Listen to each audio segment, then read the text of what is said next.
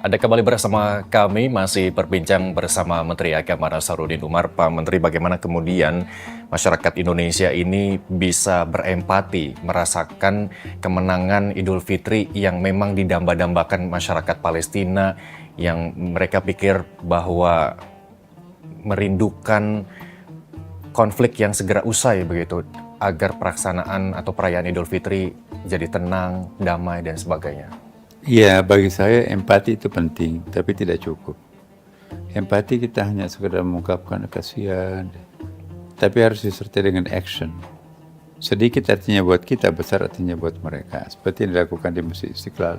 Selalu ada pundi-pundi setiap hari Jumat itu, kita kumpulkan untuk warga Palestina yang terdampak itu kan. Dan lumayan, artinya kadang-kadang kita mengirim 12 juta, 15 juta. 1,2 miliar misalnya kan. Jadi miliar-miliaran lah dan yang kita himpun di Istiqlal ini itu dikirim ke saudara kita yang di Palestina. Jadi empatinya ada, tapi actionnya juga ada. Nah, ini yang saya harapkan kepada kita masyarakat masa depan ini, ya termasuk non-muslim juga. Kami menerima bantuan dari non-muslim di sini juga. Karena pelanggaran kemanusiaan itu kan lintas agama ya kan. Agama apapun tidak ada yang membenarkan kekerasan. Kekerasan atas nama agama apapun tidak ada tempatnya. Maka itu kekerasan berdasarkan agama ini hindari, apalagi kalau hanya antara etnik. Mari kita ciptakan suatu Palestina damai. Ya.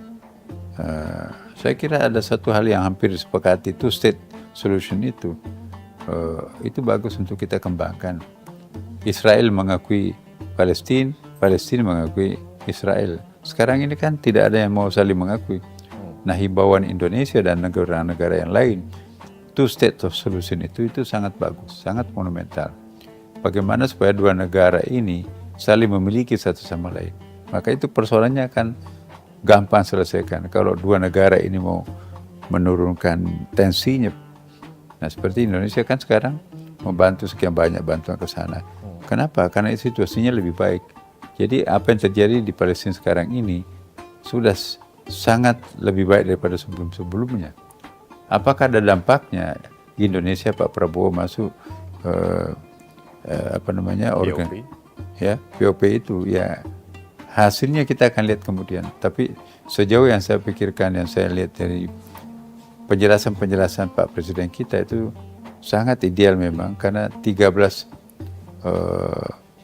persyaratan Palestina Israel itu sekitar 8 atau 9 itu harus melibatkan Amerika. Jadi kalau kita memvulgarkan diri anti Amerika, ya walaupun orang Amerika sendiri juga banyak nggak setuju dengan kebijakan Donald Trump-nya sendiri ya, tapi bagi kita secara strategi belum tentu strategi mundur itu adalah kekalahan. Boleh jadi kita mundur selangkah, tapi kita nanti akan menang kemudian.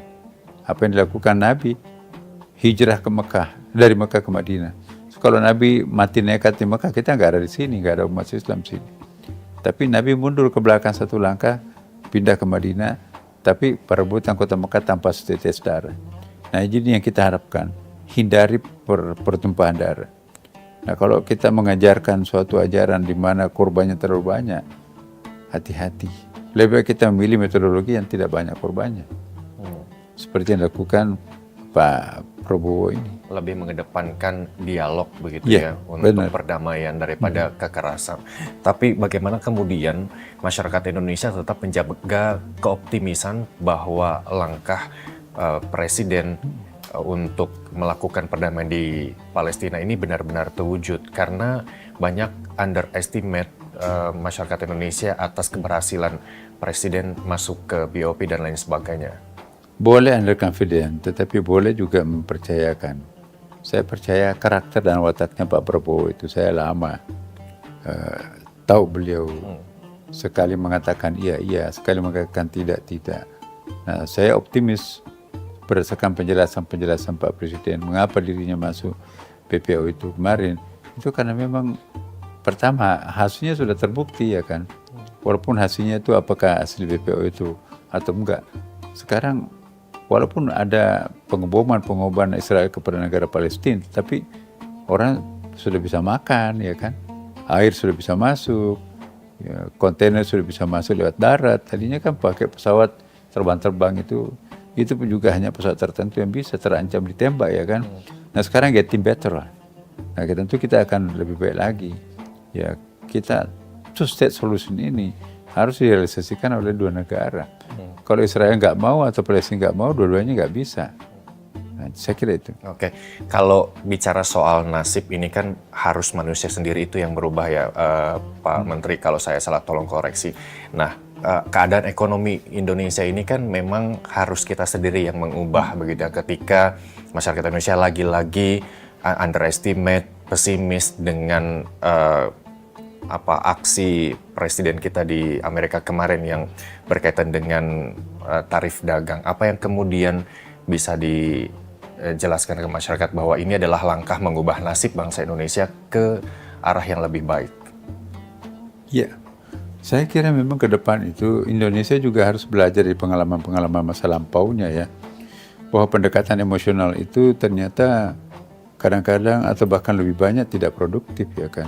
Justru pendekatan rasional, pendekatan ketenangan, pendekatan penelitian, pendekatan kecermatan itu yang akan lebih banyak menjanjikan. Nah, apa yang dilakukan oleh Presiden Pak Prabowo di Timur Tengah dan intensitas sekali pertemuannya, yaitu hemat saya itu per hari ini masih lebih baik ya kan.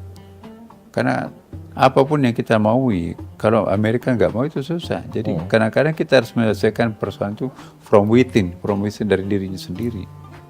Ya, kalau kita belum apa-apa sudah disingkirkan dulu, nggak ada waktu berbicara. Nah hemat saya, lebih baik kita bicara memperdengarkan di depan telinganya para pihak ini daripada kita bakar-bakar ban di tempat yang lain. Ya nggak ada kedutaan Israelnya di sini kan, malah yang jadi sasaran kedutaan Amerika.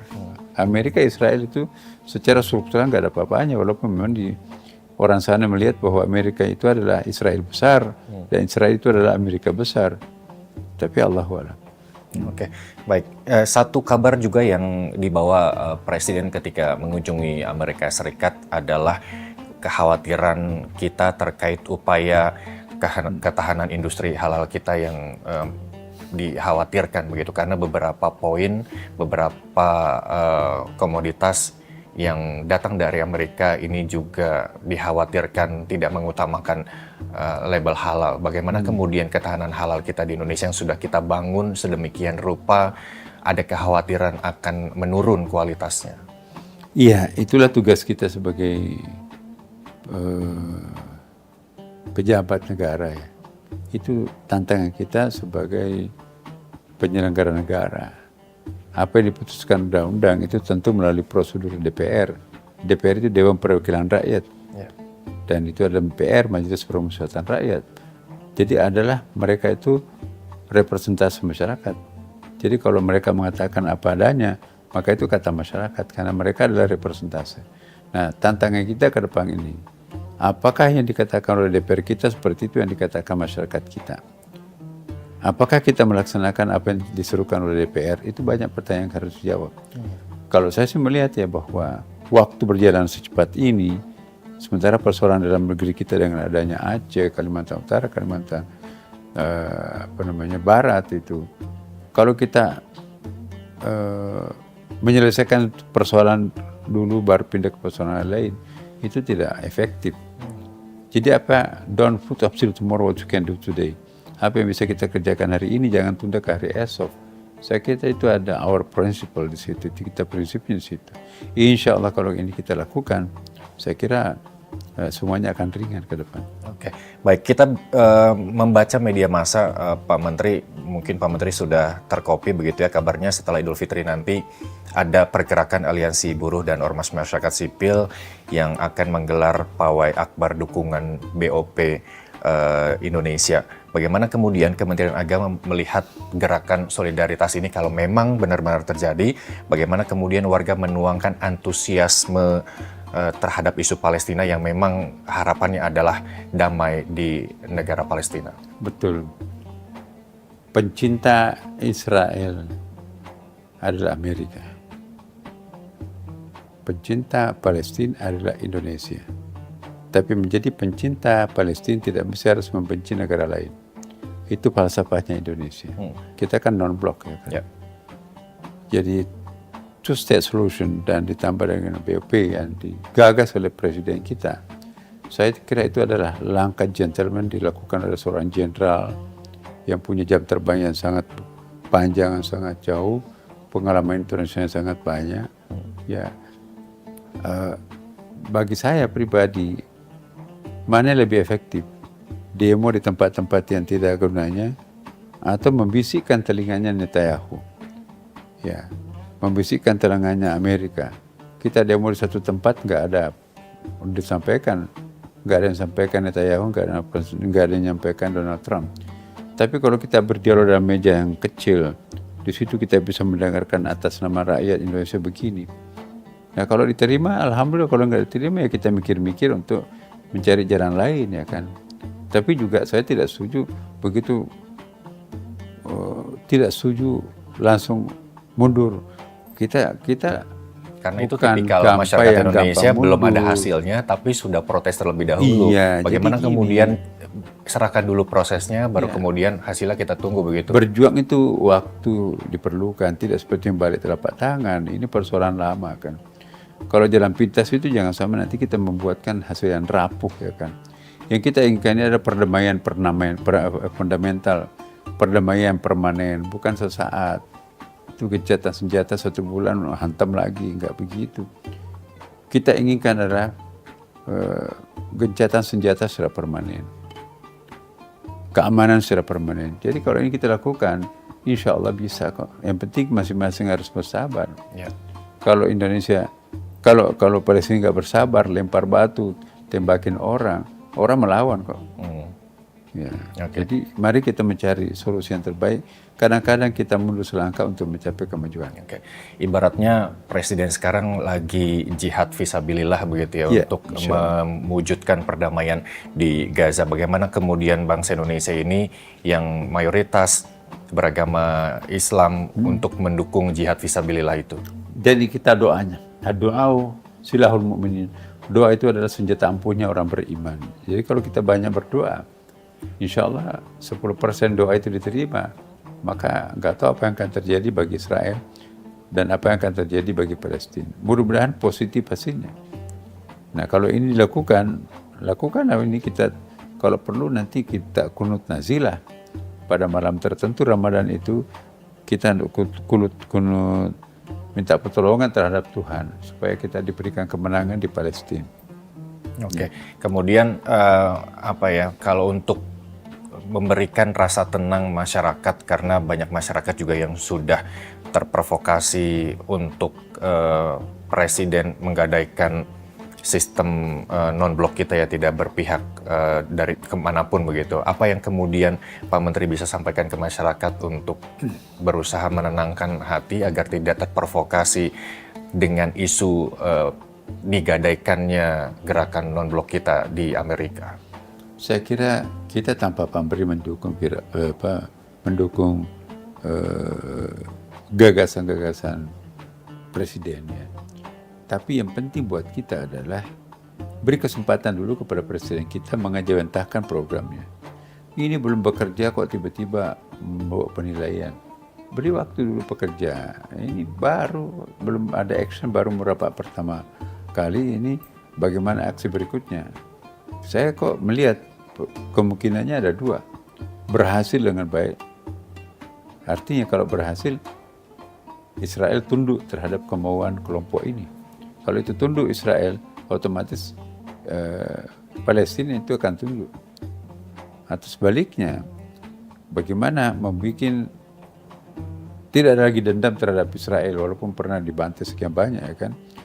Kita cari solusi yang terbaik di masa depan. Itu kan saya kira lebih baik. Nah ini yang kita akan upayakan. Jadi Pak Prabowo itu waktu memberikan penjelasan kepada kita ya, bukan cek kosong itu ya, artinya terima begitu saja, ada persyaratannya. Negara-negara lain juga punya persyaratan yang kurang lebih sama ya kan. Nah karena itu kalau Amerika tidak ingin toleransi dengan anggotanya, ya ada cara lain, dan paling ujungnya nanti cara lain itu adalah ya bubar. Dan saya kira tipikal Pak Prabowo pemberani, kalau memang ada masalah dia bisa bubar. Tapi jangan belum berbuat sudah mau dinilai, itu gimana?